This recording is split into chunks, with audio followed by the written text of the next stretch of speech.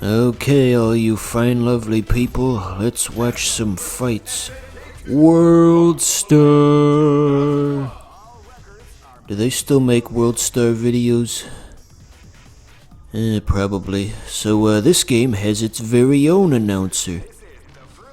I don't even need to be here. I got him turned down though, so you can't hear him. We don't want two people talking at once. So here's the groove system. It's basically like 6 games in one. A very ambitious project, I must say. Much thought was given to the mechanics of this game. This was high-budget stuff. Of course, the new games are high-budget as well. It's just that money goes elsewhere. Instead of pumping money into the systems, the money just goes into small details, texture work as it will. They have to spend lots of money to make sure the wrinkles on E. Honda's butt look nice and accurate. These are the things that people demand. If it's not accurate, there will be a very angry post on our games. So I'm not buying this until they patch those wrinkles in. I'm a smart consumer. Is about to explode.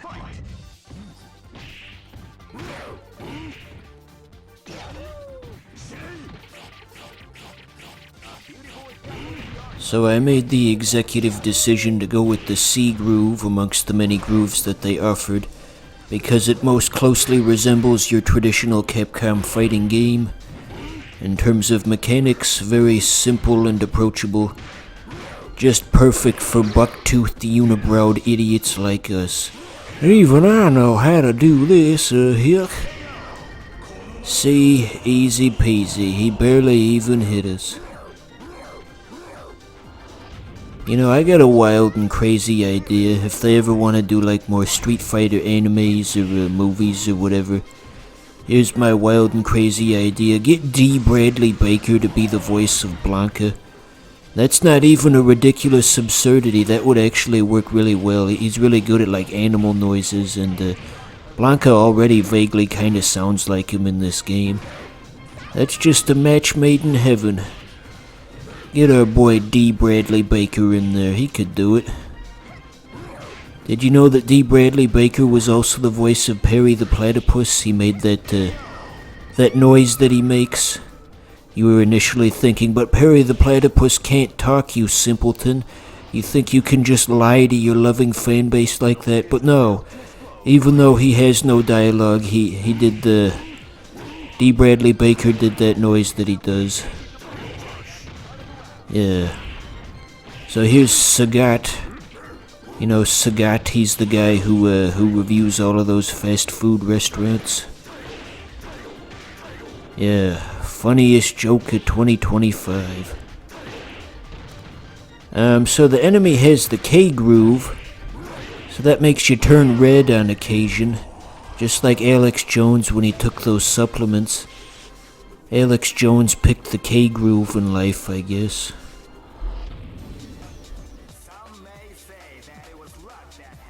I really can't stress enough just how absurd the groove system is in this. 6 different grooves to pick from, and every single one of them completely changes how your character controls. Again, we picked the C groove, which is basically just a normal Capcom fighting game type system, but if we had picked a different groove, it just completely changes it. Like Blanca starts growing wheels where his hands and feet are, and he starts like driving around like a car, and the game turns 3D. It becomes like a racing game instead. It's crazy, I tell you. But in all seriousness though, you very much do not see this level of depth in modern fighting games. Capcom thought to themselves, we just have to try extra hard, and SNK vs. Capcom 2 for the Sega Dreamcast is gonna be the next big thing. We're gonna make $1 billion, and we're gonna outsell all the other games that came out in 2001. This is gonna be our year. You're probably looking back at that collage I posted and thinking, wow, I had no idea 2001 was so stacked. Yes indeed, viewer. You could make the argument 2001 was the biggest year in all of gaming. Maybe not in terms of budgets, but in terms of enduring classics that we look back on fondly many decades later.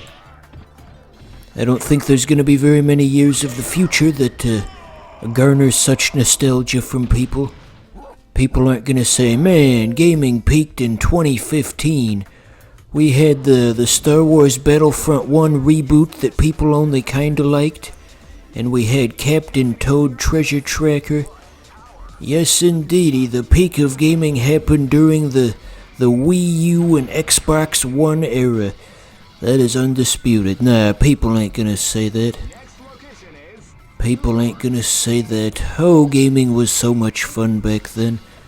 You zoomies don't know. You will never understand how I feel.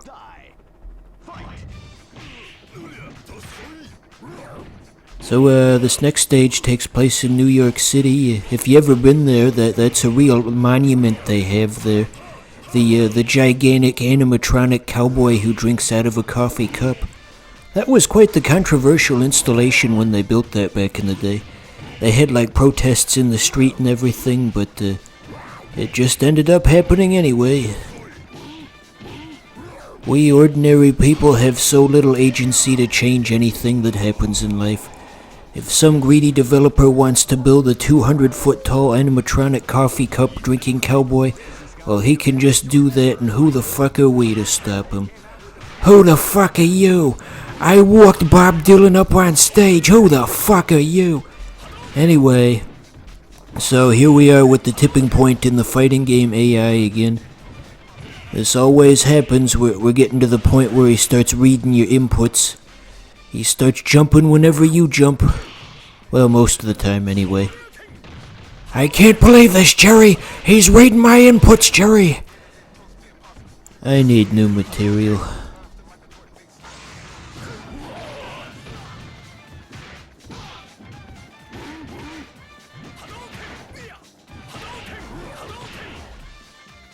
So, you guys want to see a cool new thing I learned how to do the other day? They've got like this fancy new AI tool out there where you can convert a picture to a video. I figured out I could make my own profile character. I can make him talk. I can make his mouth move and everything. Yeah, you gotta see this. This is like the coolest thing ever. Okay, see, there's my guy on the screen now. Hello, it's me. I can talk now. So you're probably expecting like some creepy AI shit that was gonna like CG its mouth open, and then I just hit you with the type of editing that you'd see in like a Newgrounds video from 2005. That joke probably would have been funnier if I didn't explain the whole thing, but nonetheless. People love it when you explain jokes. That's why R. Peter Explains the Joke is like a top 10 popularity subreddit. Everyone loves that place. It's filled with people who don't know what anything is. I mean, I get the basic concept you need a joke explained to you, but it's like, for real? You don't know what the Berlin Wall is? You don't know who Rosa Parks is? You don't know what Scooby-Doo is? You don't know what Christmas is? It's like, where the fuck do they find these people? It's like, do you live in some kind of remote village in Kazakhstan with a population of 53 and they just got the internet for the first time last week? Is that what happened? We're gonna try new characters, by the way. I think that's a solid idea to play as characters where I don't know what any of the moves are. What could possibly go wrong?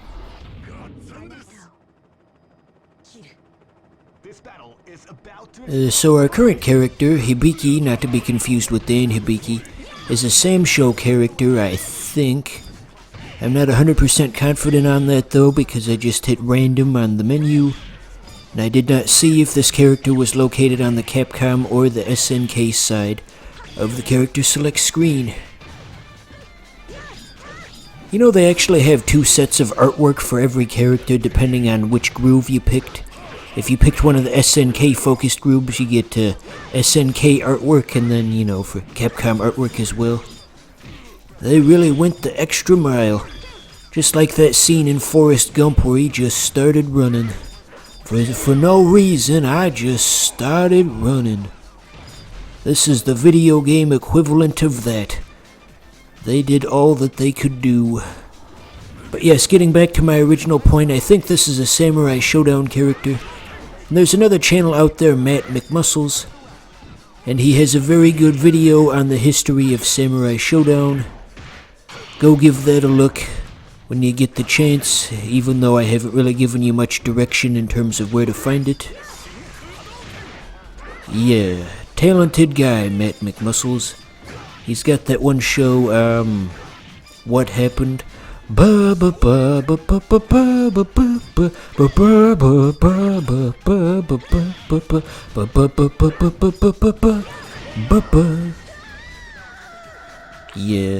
Back when I had COVID about 2 years ago, I did like a marathon of What Happened episodes, and after maybe like the fourth one, I started to see like the patterns of why all these different games kept failing.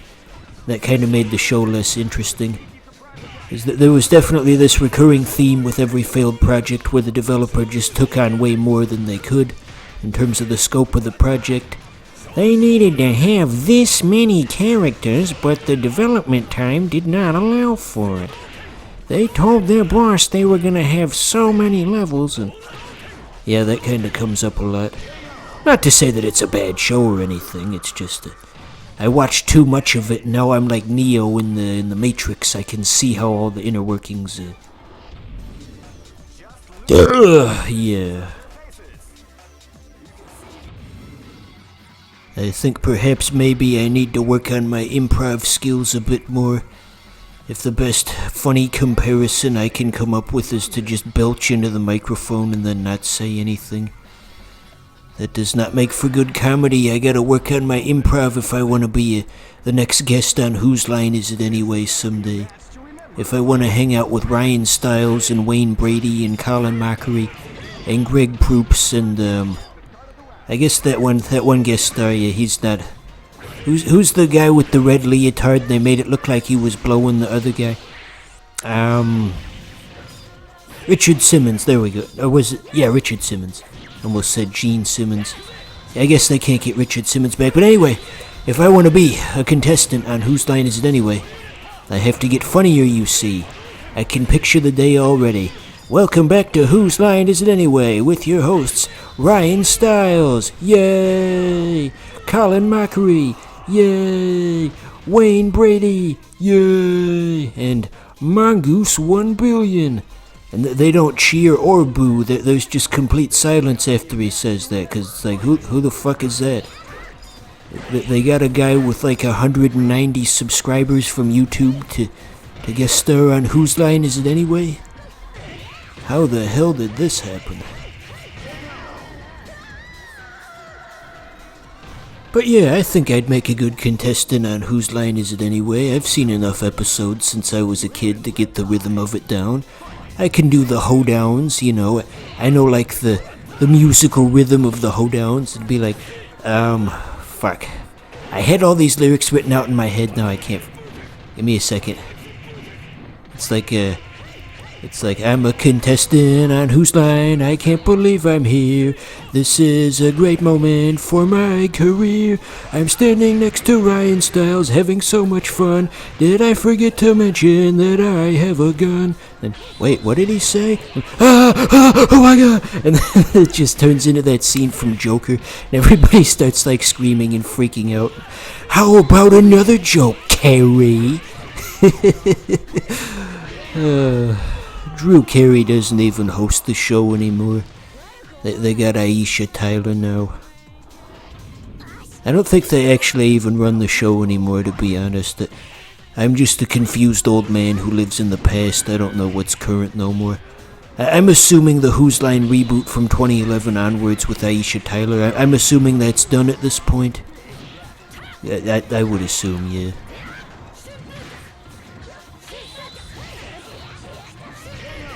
So, getting back on topic, this game is really quite the thing.